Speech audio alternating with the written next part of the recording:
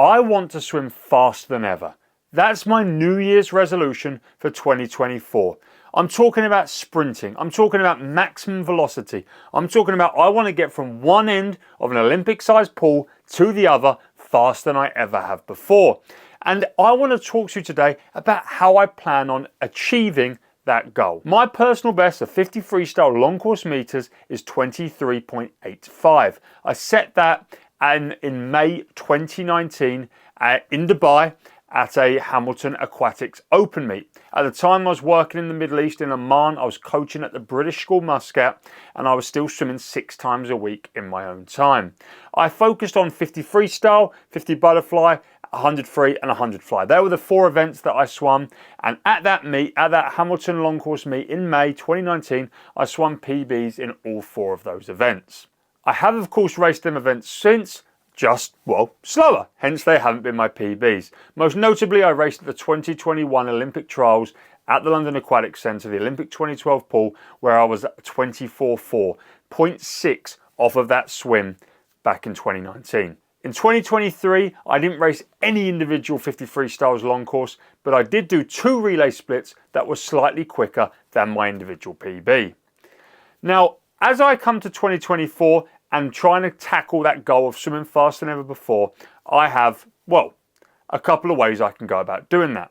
I can try and outdo what I done in that preparation for 2019.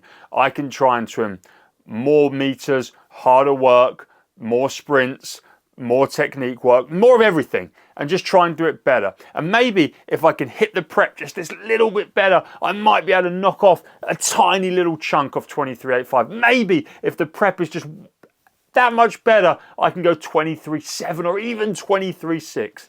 But that seems like a lot to do, a lot of dedication. I was gymming 3 times a week, swimming 6 times a week, doing everything, doing yoga once a week, just to get that 23.85. So I can try and recreate all of that, and maybe I can just get a margin of a PB.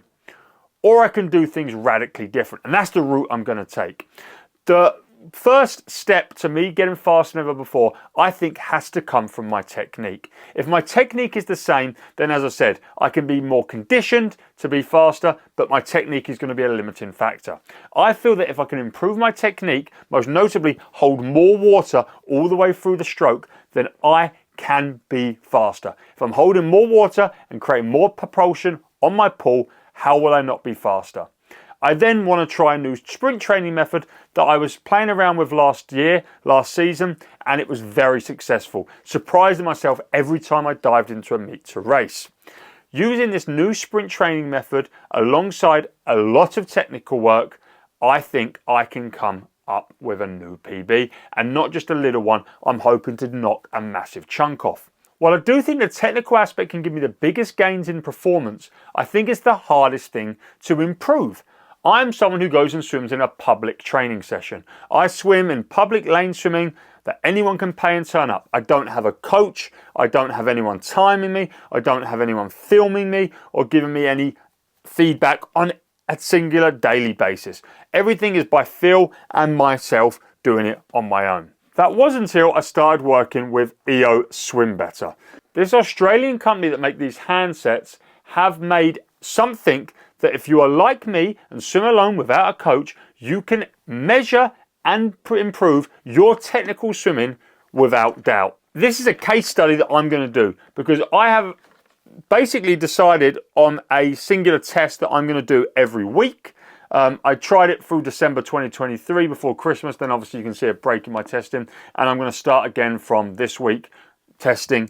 But every single week I'm going to suit up, and I'm going to do a push 25 wearing these. Ideally, I'm going to have a GoPro on a stick that I have, a Joby stick that I have, track me, so we can even then look at the data that I'm getting from these handsets and overlay it with the video.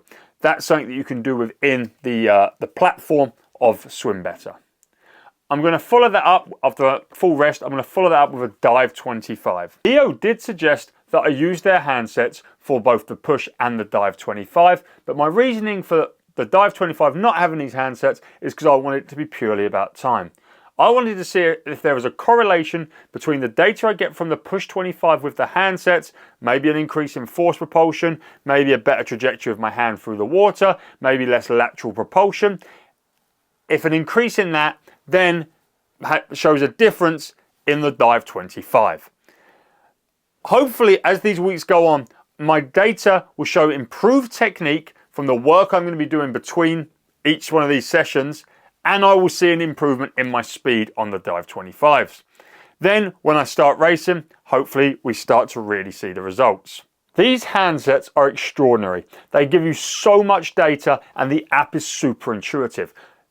I am going to do a full review, most likely next month, of this product. I'm going to strip back everything these handsets do, have a deep dive into the app and really show off what this product can offer for you as a club, you as a coach, or you as an individual swimmer, because I think there is a use case for every single one of those people. But for today's video, I'm just going to look at the benchmark that I've sort of set by using this method of testing for 3 weeks of the 4 in December. The 4th week was Christmas. I didn't swim. So that's neither here nor there, but that's the benchmark. Let's go through and have a little look at what I done. So this is the EOS Swim Better platform, as you can see right here. And we can see the 3 swims that I have done over a 25-meter pool and a 25-meter distance. These were all maximum effort swims, and they were performed in a short course meter pool, 25-meter pool. December the 4th, December the 11th and December the 19th, and of course I didn't do one on Boxing Day. We can see that my propulsion each week has increased, and that's actually a dramatic number. I went from 45% to 48% to 51%. My distance per stroke is the same, my stroke count obviously is the same, and the time, which is irrelevant because at times how long you have the sensors active, so you start the time and you stop the time. So that's how long I had the sensors active. It wasn't how long I'm swimming, but I did have someone on all of them occasions time, so we can actually have a little look at the time as well and have a video of all of them to overlay. If we go into any of these particular swims, so we can go to my latest one, this is one with 51% propulsion, we can then see this awesome data. So this is the stroke rate and the force. Then we have the force field, so we can see exactly where I was distributing force. So I had only 1% going right, but I have quite a lot of force in the left direction when I want it all to be propulsive, where obviously I have 51%. I have a downward 40% and I have an upward 0.7%. This is a really interesting thing we can look at. It's the stroke path and velocity. So that's the side-on view, the overhead view, and the head-on view. The side-on view is pretty much probably what you'd expect, but there's definitely some interesting things you can see from head on. You know, I start off closer to the body and then go outside, and we can see that was my first right arm, then that was my next left arm, then next right arm, then next left arm.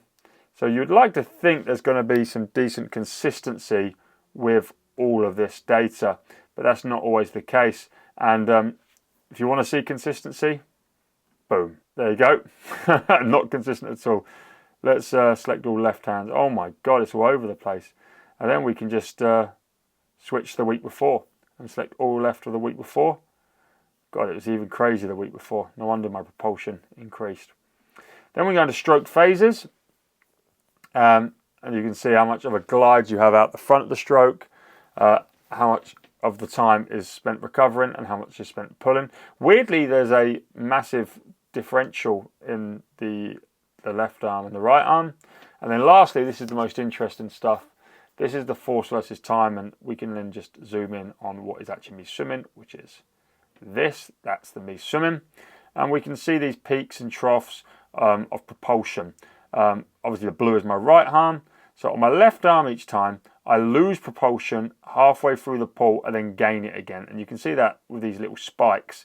I don't have it near as obviously on my right arm. My right arm, I'm really holding the water nicely, but my left arm, I'm losing it. And if we go on to lateral, we can see I have a lot on my left arm of lateral movement. I don't have it on my right arm. That means on my left pull, I am at one point creating propulsion inwards. That's insane, right? I'm not doing it on my right arm. My right arm, my fingers stay down, but on one point on my left arm, I'm coming in. And that's losing a load of propulsive force. You can see it links up now if we have it all plotted. So as I have that spike in lateral force, I get that little nook in the peak of my propulsive force. And that's just a really interesting thing. We can sync this with the video. It should be pre-sunk. So if we look there, you can see I'm at this point of my stroke, and at that point of my stroke, I'm creating a lateral movement. So I'm creating propulsion to my left, which is losing my propulsion. So what can I do? I can now spend the next week focusing on my left pull and see if I can make amends next week. So that's my plan. I'm trying to swim a PB this year. I'm going to be doing it by training smarter, by doing more sprint work, more speed work. I mean, it's a completely new plan that I've really adapted over the last 6 months.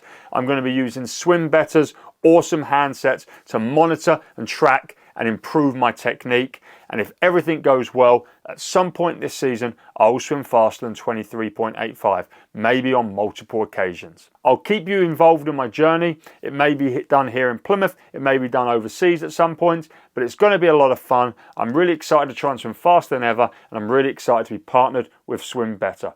Honestly, check out their product. I personally think clubs should absolutely have this sort of technology available to really coach their swimmers on that next technical level. But also, if you're someone like me who swims on their own and has no way of monitoring things, that's also a brilliant use case. There's no bad use case, there's only good ones. Thanks for watching this video. If you enjoyed it, hit the like button, subscribe to the channel, check out my merch on my website. If you want training plans, I offer them on my website. And as always, I'll see you on the next one.